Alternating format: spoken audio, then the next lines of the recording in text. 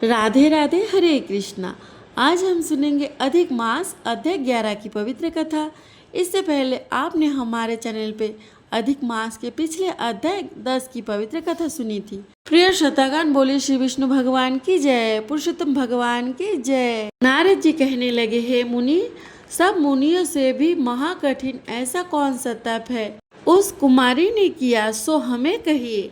श्री नारायण कहने लगे, वह बाला सनातन शिव का अत्यंत उग्र पाठ करने लगी, जिनके सर्प के आभूषण नंदी भृंगी से सेवित 24 तत्वों और तीनों गुणों से स्तुति किए गए महा 8 सिद्धियां और प्राकृतिक जटा मुकुट से सुशोभित भाल में अर्धचंद्र ऐसा शिव को उद्देश्य करके वह बाला ग्रीष्म ऋतु के सूर्य में अग्नि में स्थित होकर दुष्कर तप करने लगी। हेमंत तथा शिशिर ऋतु में ठंडे जल में स्थित मूक जल के ऊपर इस प्रकार दिखाई देती रही, जैसे जल के ऊपर कमल शोभायमान होता है। उसका ऐसे उग्र तप देखकर इंद्र महाचिंता को प्राप्त हो गया।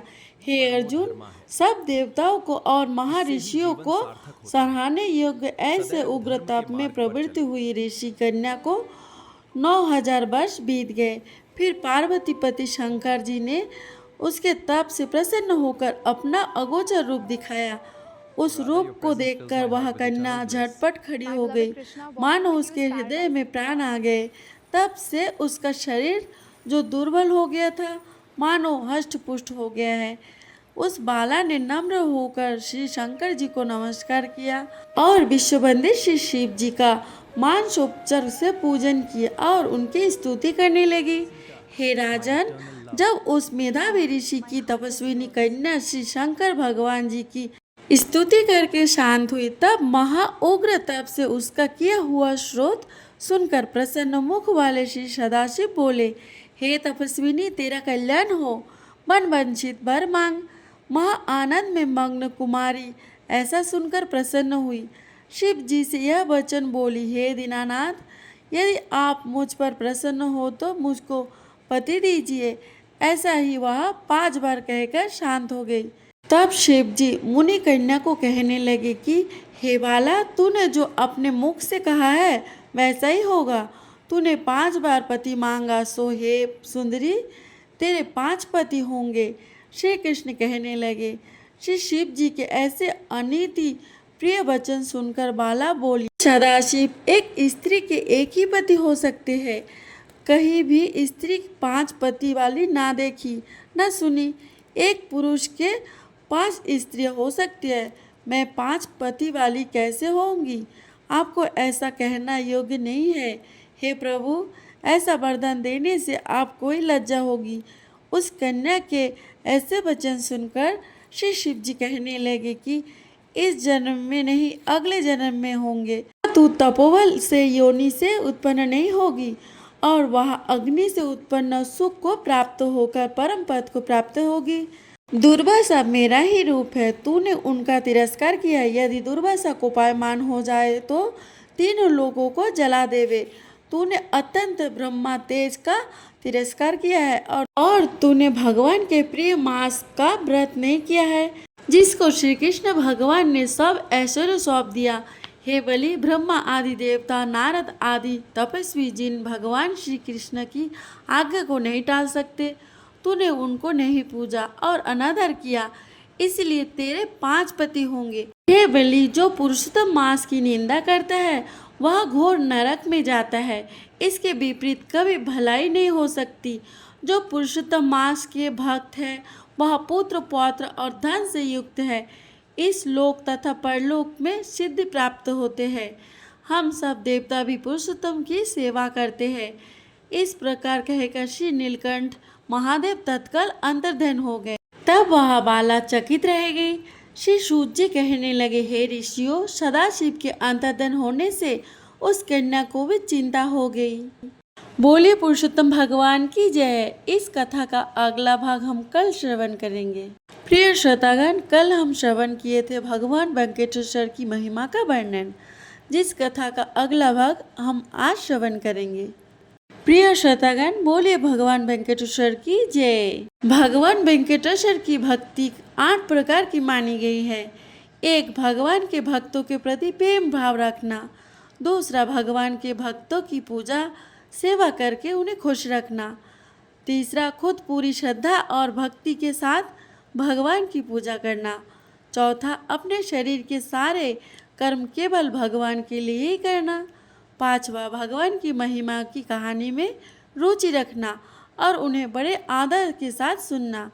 अपनी आँखों में और पूरे शरीर में भगवान के प्रति प्रेम और भक्ति के अनूठे भाव, जैसे आनंद में आंसू का महसूस करना, भगवान श्रीनिवास को हमेशा याद करना, निरंतर स्मरण में रहना।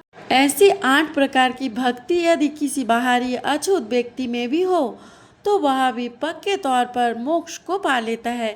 भगवान के अनन्य भक्ति और ब्रह्म ज्ञान को मोक्ष मिलना बिल्कुल तय है।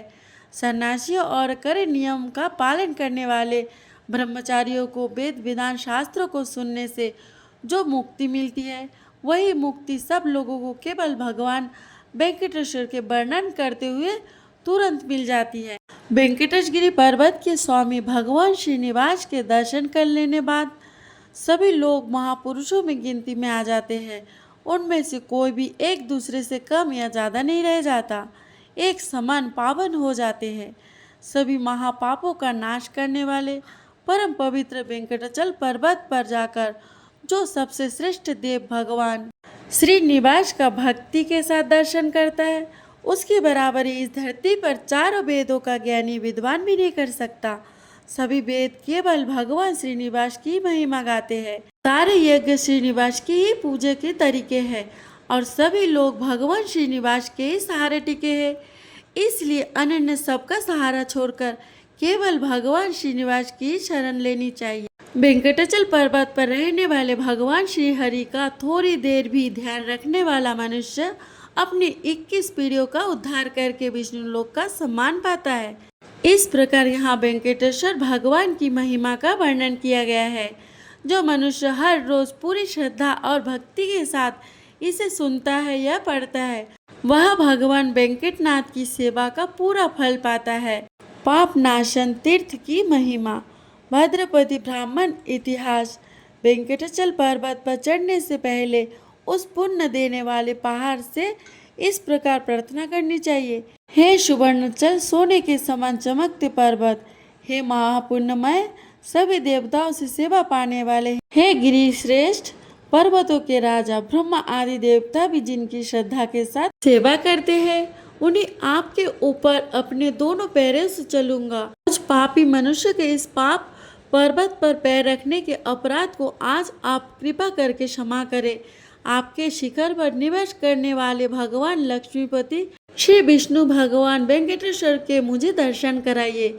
इस प्रकार पर्वत में श्रेष्ठ वेंकटाचल की प्रार्थना करके मनुष्य को उस पर धीरे धीरे चढ़ना चाहिए। ऊपर पहुंचकर सभी पापों का नाश करने वाले परम पवित्र स्वामी पुष्करिणी तीर्थ यानी पवित्र सरोवर में नियम के अनुसार स्नान करना चाहिए। इसके बाद अपने पूर्वजों पितरों के लिए पिंडदान करना चाहिए।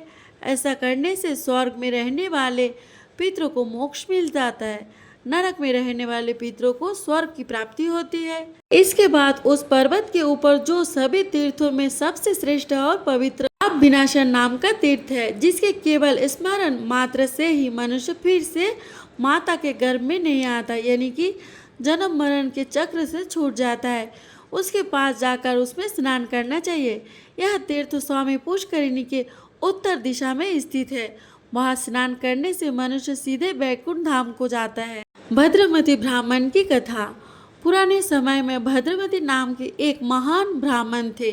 वे वेदों और वेदांगों के बहुत बड़े विद्वान थे, लेकिन वे बहुत ही गरीब दरिद्र थे।